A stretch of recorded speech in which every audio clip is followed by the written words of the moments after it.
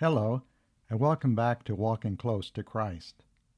The Apostle John records in the first chapter of his writings how some of the first disciples met Jesus and placed their trust in him. One of these disciples was Nathaniel.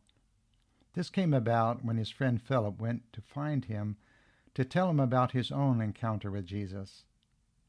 Nathaniel doubted his friend at first, but when he met Jesus, he came to believe and confess right away that Jesus was the Son of God and the King of Israel, meaning he believed he was the Christ. The reason he came to believe and make his own confession of faith so soon was because Jesus told Nathanael that he already knew the kind of person he was, a man in whom there was no guile. And not only that, Jesus told him he saw the exact spot where Nathanael had been sitting even before his friend Philip invited him to come and meet Jesus. This was enough to convince Nathanael that Jesus was indeed the Son of God. This brings me now to something Jesus said next that I don't want you to miss. Jesus went on to tell Nathanael these words, "Because I said to you, I saw you under the fig tree, do you believe? You will see greater things than these." And he said to him, "Most assuredly, I say to you, hereafter you shall see heaven open, and the angels of God ascending and descending upon the Son of Man." Nathanael must have wondered what Jesus meant by these words, and we might wonder as well. But all we have to do is keep reading the rest of John's Gospel to know that Jesus wasn't just talking about seeing angels. For when you continue to read, you learn that not long after this encounter, Jesus was invited to a wedding feast in Cana, and his disciples went with him. There at the wedding feast, Jesus did the first of many greater things when he turned water into wine. John records 6 more miracles throughout the rest of his gospel that Nathanael and his 7 disciples got to witness. No, I say there's even 7, and I'll tell you about the last one in a minute. But these 6 included Jesus multiplying 5 loaves of bread and 2 fishes to feed more than 5,000 people.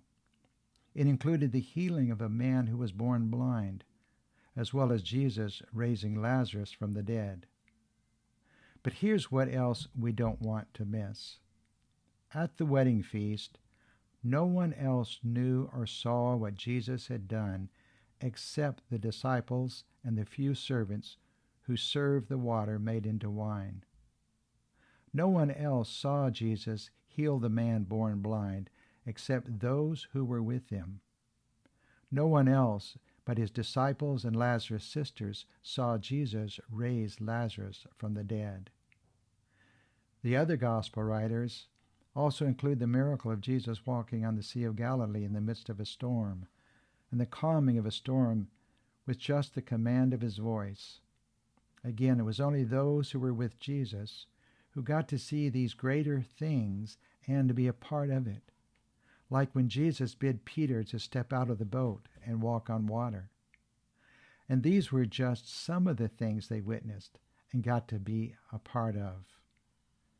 The greatest thing, the last miracle that John records in his gospel, like the other gospel writers, was the miraculous resurrection of Jesus from the dead. And again, it was only those closest to him that got to see Jesus after his resurrection. Now, I'm not saying that the multitudes never saw Jesus do any miracles. But what I'm saying is there were things they could have seen and been a part of if they had followed and walked with Jesus the way the disciples did. So why do I point this out? Because what Jesus foretold to Nathanael can be true of everyone who is willing to answer Jesus' call to follow and walk close with him. Because when you are walking with Christ, you are placed in a position to see and be a part of great and miraculous works that Jesus does still today in the lives of anyone who has faith to believe. Over the years, I have been walking with Christ. I have had the awesome privilege to witness and be a part of some miraculous miracles in the lives of various people. And I tell you, I would not want to have missed any of what I've seen Jesus do, because with every miracle, I've gotten to see more of God's glory revealed. I've gotten to witness and be a part of people healed of various sicknesses and infirmities, including cancerous tumors. And even more miraculous, I've seen God saved and born again by His Spirit. Yes, raised from spiritual death, and their lives transformed by His love and grace. Seeing Jesus' glory manifested in all these ways and having a part in it is what makes walking close to Christ all the more worth it to give up everything to follow Him. Every time you get to see Jesus do the miraculous, you not only get to see His glory manifested, but it also serves to strengthen your faith as well as your desire to be a part of the great things God is doing in the earth and world today to make His glory known. So if you don't want to miss seeing what He's doing and having a part in it, then I encourage you, keep following and walking close to Christ.